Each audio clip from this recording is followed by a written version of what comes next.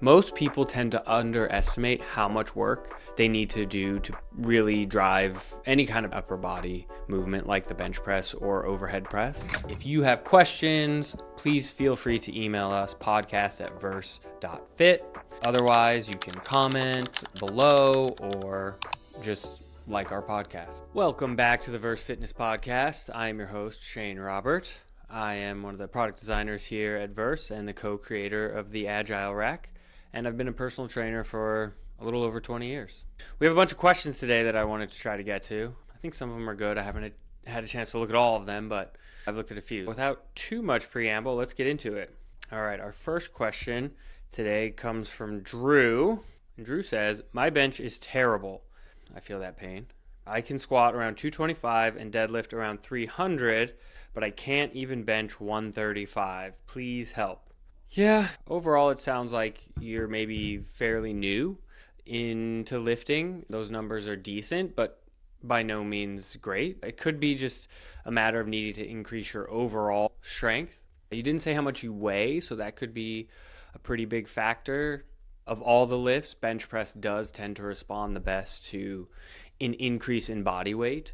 So maybe you need to take a look at your weight and maybe you need to put on some weight. It's possible that you have quite long arms, which is one of the reasons your deadlift is as good as it is. Having long arms can help with that. Of course, that doesn't help with the bench at all. You just may not be built to be a bencher. Having said all of that, most people tend to underestimate how much work they need to do to really drive any kind of pressing and upper body movement like the bench press or overhead press. Not work simply to get better at doing the movement, although that's a factor, but work to increase the size of the upper body. It's no coincidence that most of the best benchers in the world also tend to be pretty jacked and have big, strong upper bodies, big triceps, big shoulders, big chest, upper back, etc. So it may be that you're not doing enough volume, not of the bench itself per se, but overall upper body work. If you look at bodybuilders whose strength is not quite comparable to their size when looking at them side by side with someone like a powerlifter, they still tend to have really good benches.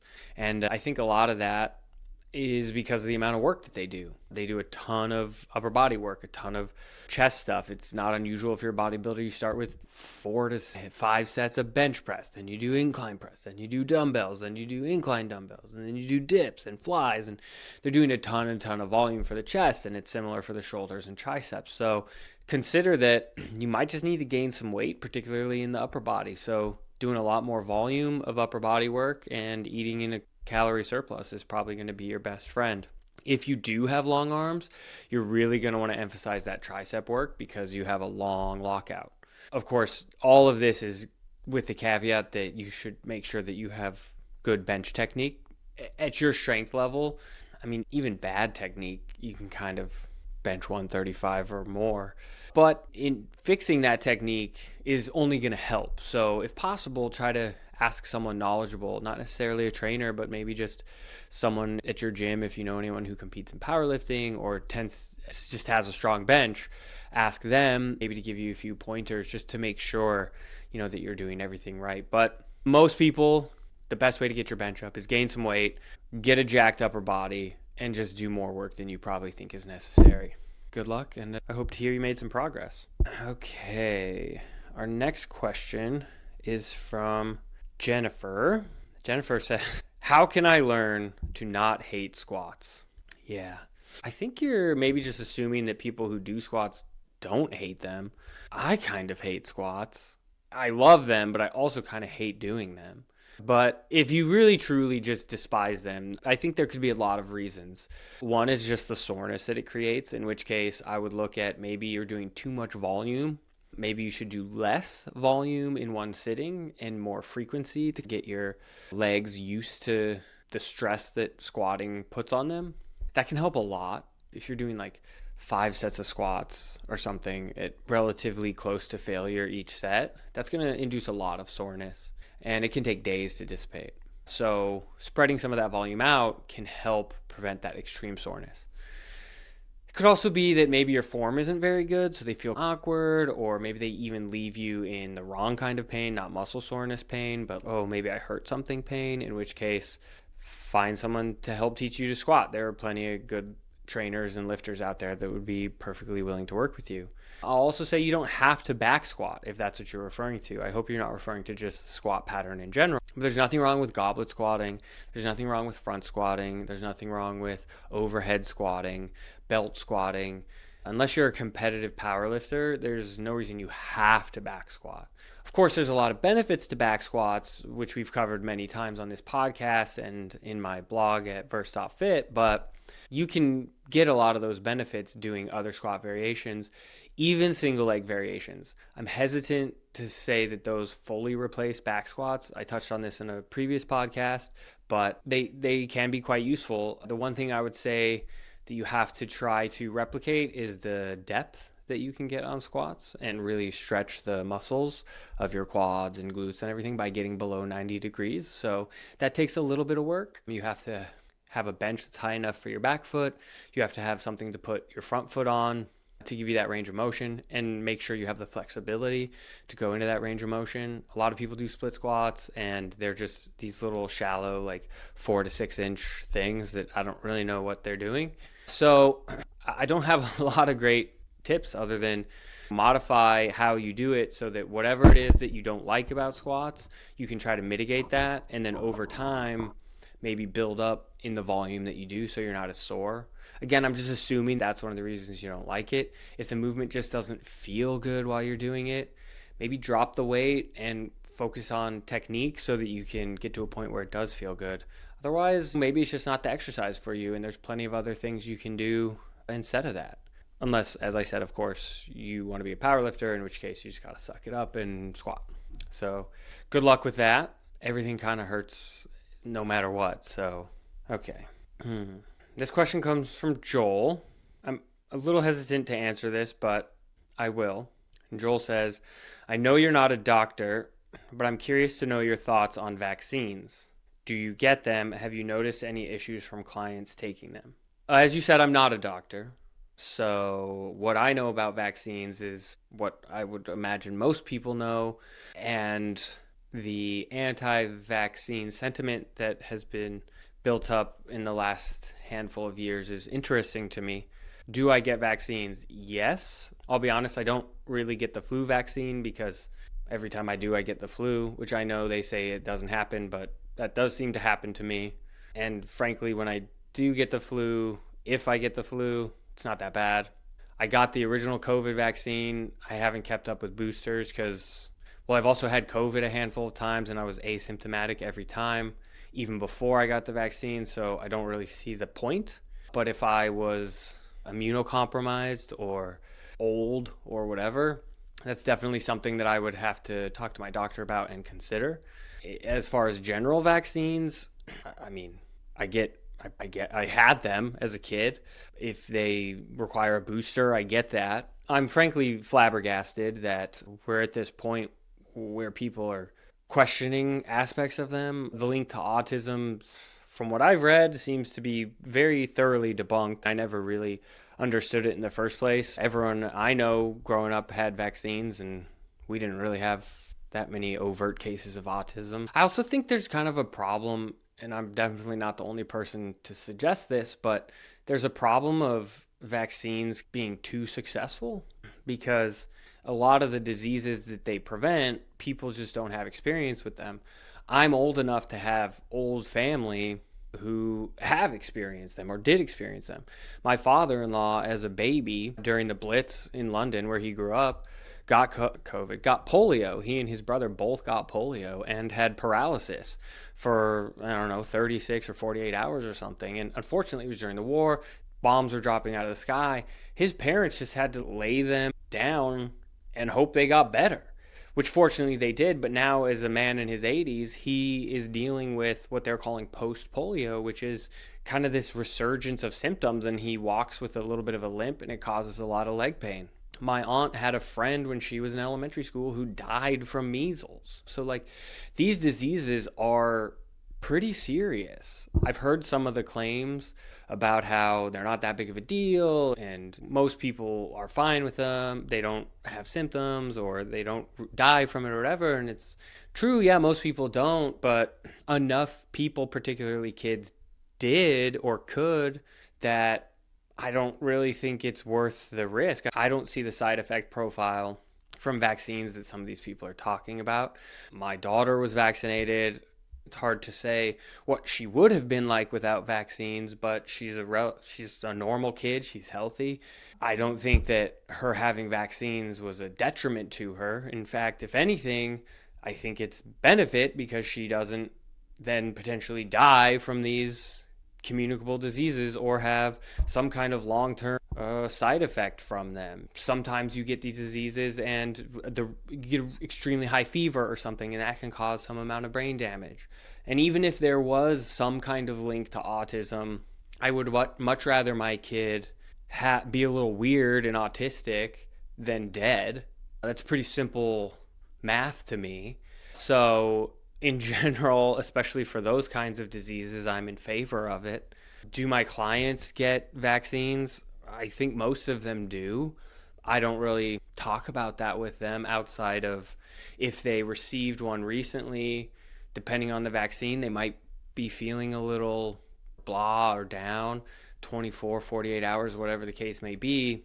Okay, so we just don't train or we take it really easy or whatever we need to do to modify, but that's not my realm at all. Like you said, I'm not a doctor. I don't know what else to say about it other than you should probably talk to someone much more knowledgeable than me. If you don't trust your doctor, maybe find some kind of viral disease expert or something. Because in general, I think probably at least those big diseases like your polio, your measles, smallpox, I don't know, depending on where you live, like these things are pretty serious, and I think your training would really be affected by not being alive. So that's my opinion. Anyway, thank you, Joel, for that question. Okay. All right. This question, I think, is from a fan of the Massonomics podcast. Cottage cheese. This is from Leon, sorry. Cottage cheese, underrated or overrated? Leon, let me tell you straight up, underrated. I love cottage cheese, and I never thought I would say that as a kid. I thought cottage cheese was disgusting. I have such vivid memories of watching my dad sit at the table paying bills on a Sunday or something and eating cottage cheese and thinking it was the most disgusting thing I have ever seen. And I was like, there is no way I am going to eat cottage cheese when I'm an adult. That is such nasty stuff. Well, I definitely had to eat those words as I was eating cottage cheese, because I started to eat cottage cheese probably in college, I would say, because it was such a cheap source of protein and you can do a lot with it. Cottage cheese goes great in a lasagna. A lot of people don't know that. Use that instead of ricotta. Cut some of the fat, keeps a ton of the flavor, keeps it moist, melty, delicious. Cottage cheese mixed with a little tuna, little dill pickle relish, and some mustard. Fantastic. Makes a great tuna sandwich. I used to eat a lot of that when I was in college. There was a Walgreens right next to the gym I worked at. You could get 2 cans of tuna for 99 cents, a thing of cottage cheese for $1.99. Delicious. My favorite, and I ate this for years. When I was really trying to gain weight, one of the big things I would eat at night, I would get a tub of cottage cheese, like a big tub. So we're talking probably like a cup and a half to 2 cups of cottage cheese. And I would put a bunch of peanut butter in there, mix it together. I'll tell you what, cottage cheese and peanut butter is one of the tastiest things you can eat. It's salty, it's creamy, it's like a peanut butter cheesecake. It doesn't even need sweetener added. It's so good. Cottage cheese is such a blank palette that you can add anything to. You can add sweet to it, delicious. Pineapple, jelly, any kind of fruit, good. You can add savory to it, good. I'm all for cottage cheese. However, I am a bit of a cottage cheese snob. A lot of the cottage cheese out there is awful. They put all kinds of weird gums and fillers and all this weird stuff. It doesn't taste right. It changes the flavor. It's weird. It changes the texture. Can't speak to every single brand out there because I know some brands are regional and some aren't, but I'm a die-hard Daisy brand cottage cheese fan. whether it's the 2% or the 5%, the full fat or the low fat, delicious. All it is like the milk, vitamin A, maybe a little cream. It's simple ingredients, none of these weird gums and fillers that taste weird. I love it. I'll eat it straight. I'll eat it mixed with all the various things that I talked about before. I love cottage cheese. I make a meatloaf where you put the cottage cheese in it. When I use other brands, all those weird fillers cook out, and it's like this weird discolored water that cooks out of it, and I don't know, it's nasty. It's Daisy, nothing. It's great. It stays in there because there's nothing that separates. So yes, cottage cheese, vastly underrated, high in protein, low in fat, relatively cheap, tastes great if you buy the right brand. I'm not paid by them, but I endorse the Daisy brand. So Leon, enjoy your cottage cheese. Let's see here. This question comes from Lewis. Lewis says, it's bulking season. That's true in the northern hemisphere anyway. What are some of your favorite bulking foods? As I just said in the previous question, cottage cheese and peanut butter is pretty high up on that list. It's a ton of calories, tastes great, goes down easy. I don't really do a lot of specific, what's been referred to as like YOLO bulking anymore. I haven't done that for a long time. I mostly just eat more of the food I normally eat if I'm trying to gain weight. And I know there are limits to that. I've definitely run into that when you're eating north of 5,000 calories. The thought of eating more beef, rice, and vegetables is like kind of nauseating. So with that in mind, right now, as you said, is bulking season, and I think that's because of eggnog.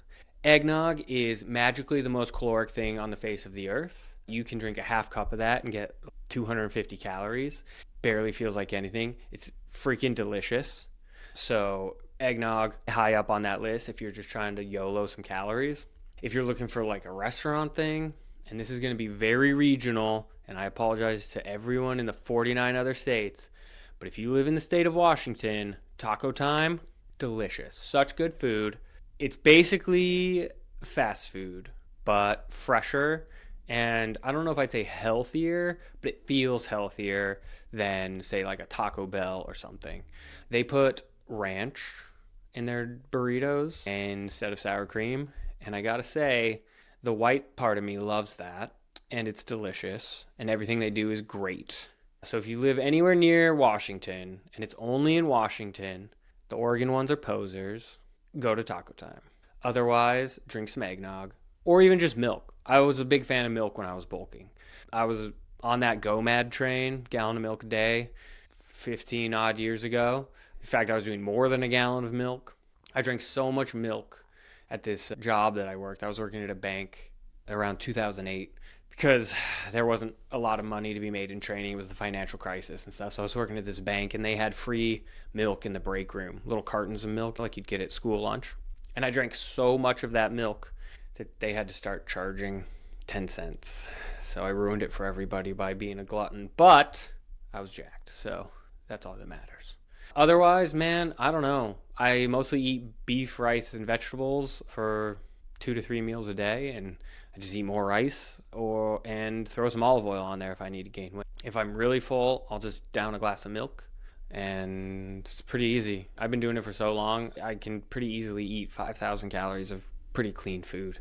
It's December, so that's eating time. If you're struggling to eat the calories you need, I'm sure there's plenty of garbage, delicious treats out there that you can eat. So good luck with your bulking journey, but it's not as hard as people make it out to be. Okay, looks like our last question here is from Yessie. And Yessie says, do you have any book recommendations for someone who is just starting to get into lifting? My teenage nephew has recently started lifting, and I thought a book or two might make a good Christmas gift.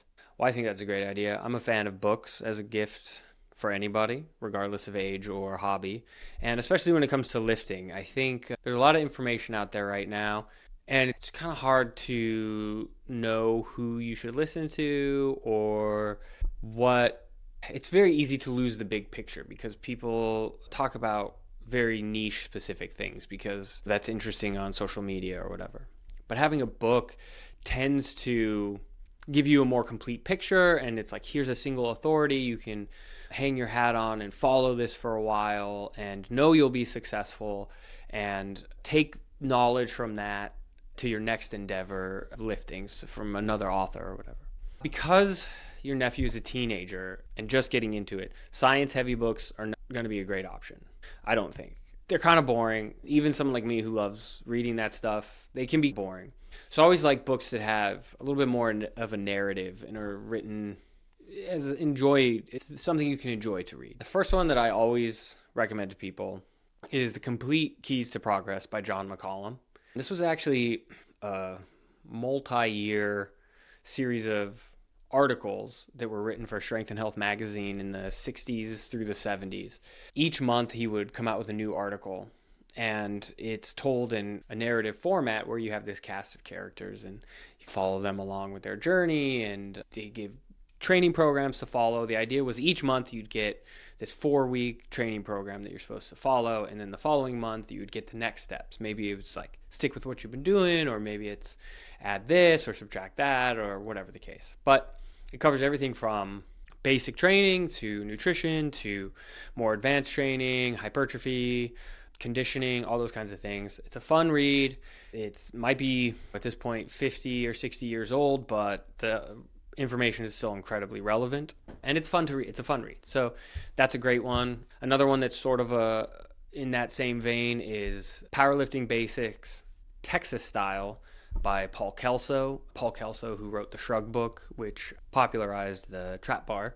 But this book, again, it's a narrative format, and it's about a high school teacher in a city in Texas, a town in Texas, who is a powerlifter and starts to coach the high school powerlifting team, which is a real thing in Texas. Texas has high school state powerlifting. I think it's one of the only, if not the only state in the country that has powerlifting as a high school sport. They still do, and the book kind of leans into that. It was written, I don't know, in the 70s or 80s, maybe early 90s. I'm not sure. It's definitely not new, but it's about this teacher who coaches the powerlifting team, and he takes them from terrible to slightly less terrible to maybe even decent, and all the adventures or misadventures that they get into along the way. And it gives you training programs to follow, and it's a fun book, and there's a lot of knowledge to be gained from it. So that's another great option. I would say Bill Pearl, the late great bodybuilder, has a number of books, but his best for this case would probably be Keys to the Inner Universe. Is very easy to read, but gives you training and nutrition knowledge and talks about the physical culture aspect that we seem to have lost recently, or not recently, but over the last 40 years probably, that training used to be, which is body, mind, spirit, and all that kind of stuff. It's not like preachy or religious, but it's more about you have to have a good mental headspace to really accomplish the things you want to set out to accomplish in lifting. And so that's a good one. He also has another one called Getting Stronger. I feel like that one's a little too entry level. I don't know. It was written in the 80s. It feels like for your mom who was like, oh, I might have osteoporosis, so my doctor told me I need to lift these 5-pound dumbbells. He also has one that might just be an ebook called 20 Months to a Championship Physique or something like that. That's not really a book so much as just a training program to follow. So I would go with Keys to the Inner Universe. The 531 books are really good. I mean, 531 Forever is fantastic. You could spend your entire training life just with that book. It presupposes some knowledge on the reader's part that you would have to get from an earlier edition, like just basic 531. But maybe a bundle of those two is good. Of course, Arnold's Encyclopedia of Bodybuilding is actually a great book. I mean, it's like an encyclopedia, as the name says, but it's got pretty much every exercise you could imagine in it. It's got a bunch of different training programs. It talks a little bit about his evolution of training. It literally starts with the first, I think it's 6 months. It's been a while since I've read it, but the first 6 months of a training career should be like mostly body weight exercises, and then it slowly progresses into different things. Of course, everyone wants to go right to the Mr. Olympia champion physique program that's like a double split, 2 day a week, twice a day training, freaking 100 sets a week per body part, like crazy training. Don't do that. Tell him not to do that. If you get him that book, tell him to start back, maybe not with the body weight, but with some of the more beginner programs. So those are probably the books that I would recommend. There's a lot of other great books out there, but for someone who's just getting started, those are pretty great options, I think. If he's not a reader, yeah, Bromley's Base Strength maybe is pretty good.